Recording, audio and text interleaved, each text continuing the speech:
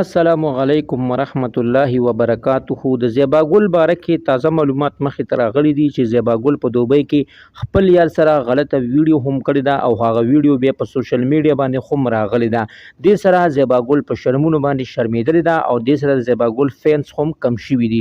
ملګرو که تاسو هغه ویډیو کتل غواړئ د زیبا ګل چې خپل یار سره په کومه طریقه غلط کار کړی دی نو مهرباني وکړئ که تاسو زموږ چینل کې نه وئ نو زموږ د چینل مخه در سره سبسکرایب کړئ او خوا کې ورسره د ټالۍ بټن وهئ چې تاسو ته زموږ خبر ډېر زر در رسي.